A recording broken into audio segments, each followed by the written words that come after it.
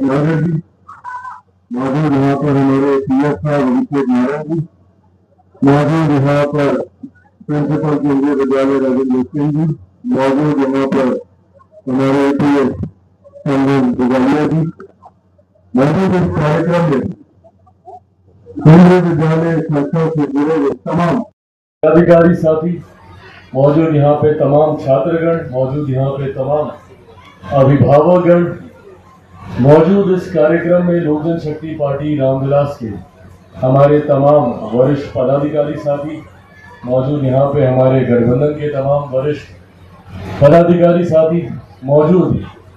इस कार्यक्रम में प्रेस मीडिया के तमाम हमारे पत्रकार साथियों, आज यकीनन एक ऐतिहासिक पल है, एक ऐतिहासिक लम्हा है।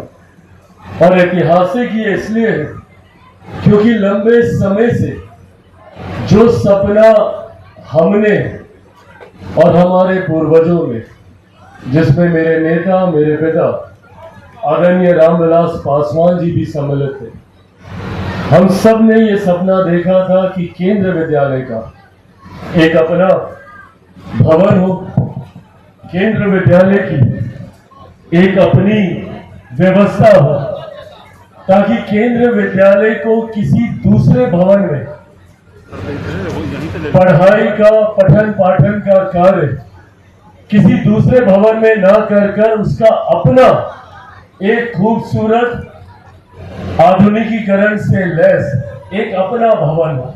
ये चाहत न सिर्फ हाजीपुर वासियों की बल्कि मेरे नेता, मेरे पिता आदरणीय रामविलास पासवान जी की लंबे समय से रही। 77 में जब पहली बार वो सांसद बनकर आए, उन्होंने दिन रात ईमानदार प्रयास किया कि कैसे वो अपने क्षेत्र, अपनी लोकसभा को विकास की राह पर तीव्र गति से आगे लेकर जाए। जो सम्मान हाजीपुर की जनता ने मेरे पिता को देने का काम किया, एक बार नहीं दो बार उनका नाम Guinness book of world record में आप लोगों ने दर्ज कराने का काम किया। और यही कारण था कि उन्होंने हाजीपुर को सिर्फ एक लोकसभा का क्षेत्र नहीं माना, उन्होंने हाजीपुर को अपनी मां का दर्जा दिया। और एक पुत्र होने के नाते मैं ये मानता हूं कि अपने जीवन के अंतिम समय तक उन्होंने हाजीपुर को, हाजीपुर की जनता को अपनी मां समझकर दिन रात ईमानदार सेवा भाव से उन्होंने कार्य करने का प्रयास किया। पर मैं ये भी मानता हूं कि कई उनके ऐसे सपने हैं जो अभी भी अधूरे हैं।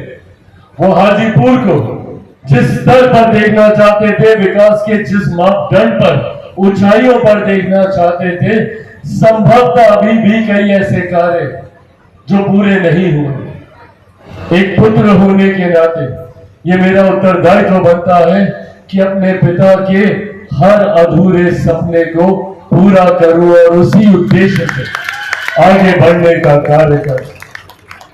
और न सिर्फ अपने पिता के अधूरे सपने को पूरा करूं, बल्कि मेरे पिता ने जिस धरती को अपनी मां माना था, उस धरती की मिट्टी को अपने माथे पर लगाकर उस मां के भी कर्ज को निरंतरता में पूरा करने का प्रयास करता रहूं।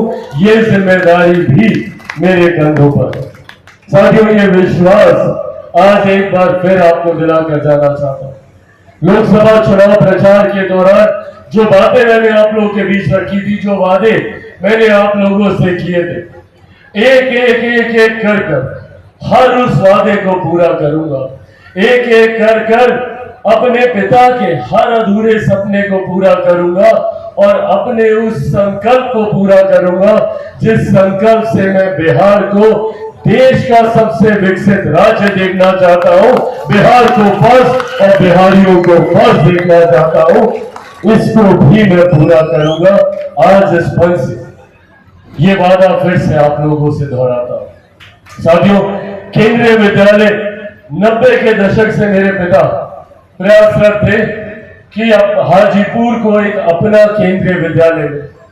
मेरे पिता स्वयं पढ़े लिखे होने के नाते शिक्षा के महत्व को समझते थे और उन्होंने हमेशा प्राथमिकता दी शैक्षिक संस्थानों के विस्तार को लेकर, उनकी मजबूती को लेकर 90 के दशक से उन्होंने प्रयास किया कि कैसे हाजीपुर को एक अपना केंद्रीय विद्यालय मिले, ताकि यहाँ के बच्चों को दूसरे जिला, दूसरे राज्य ना जाना पड़े शिक्षा के।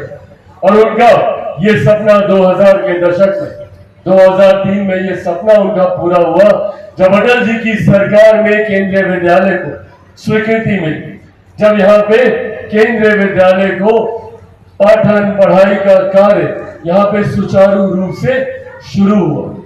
पर क्योंकि अपना भवन ना होने की वजह से समय समय पर केंद्रीय विद्यालयों को कई कठिनाइयों का सामना करना पड़ा, और ये कठिनाइयां तब और ज्यादा तीव्र हो जाती थी जब मेरे नेता की उपस्थिति यहाँ पर नहीं रहती थी।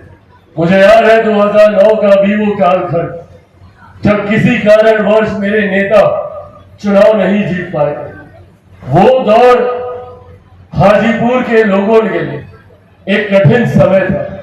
जिस तरीके से तीव्र गति से विकास के कार्य आगे बढ़ रहे थे, कहीं ना कहीं उसमें गतिरोध 2009 से लेकर 2014 तक हम सब ने अनुभव किया। और उसी दौरान केंद्रीय विद्यालय को भी सबसे बड़ी चोट का सामना करना पड़ा, जब यहाँ पर अपना भवन न होने की वजह से यहाँ पर पढ़ाई के कार्यों में अवरोध उत्पन्न किया गया। 2009 से 2014 तक जिस तरीके से यहाँ पे पढ़ाई के कार्यों पे रोक लगा दी गई, उसी प्रकार पुनः एक बार फिर जब मेरे नेता 2014 में वापस सांसद बनकर आए, जो गति पुनः मिली थी 2019 के बाद पुनः हम लोगों ने अनुभव किया कि उस गति पे रोक लगी। और 2022 आते आते उस वक्त मैं यहाँ का सांसद नहीं था, पर क्योंकि मेरे नेता ने इस धरती को अपनी मां माना था, उस नाते मेरा भी उत्तरदायित्व बनता था, मेरी भी जिम्मेदारी बनती थी। और उन जिम्मेदारियों को स्थानीय सांसद न होने के बावजूद 2022 में भी मैंने निरंतरता में प्रयास किया। जिस तरीके से जो भवन जहां पे पढ़ाई का कार्य चल रहा था, उसको बंद करने के निर्देश दे दिए गए।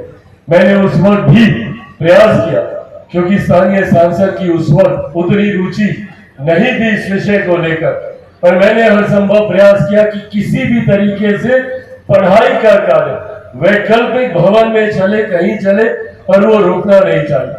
2024 में आप लोगों के आशीर्वाद से जैसे ही मुझे हाजीपुर लोकसभा के जनप्रतिनिधि के तौर पर भारत की संसद में आप सबका पक्ष रखने का उत्तरदायित्व मिला, उस दिन से निरंतरता में मैंने प्रयास किया कि कैसे न सिर्फ पढ़ाई की व्यवस्था सुचारू रूप से चले, बल्कि केंद्रीय विद्यालय को एक अपना भवन मिले, ताकि भविष्य में कभी इस तरीके का कोई गतिरोध ना लगे, ताकि भविष्य में कभी केंद्रीय विद्यालय में पढ़ाई लिखाई को लेकर किसी तरीके की कोई समस्या ना आए। मुझे खुशी है कि हम लोगों ने 2024 में जिस वैकल्पिक भवन में कार्य चल रहा था, उसका सांसद निधि के माध्यम से निर्माण कराकर उस व्यवस्था को पुनः स्थापित करने का हम लोगों ने प्रयास किया।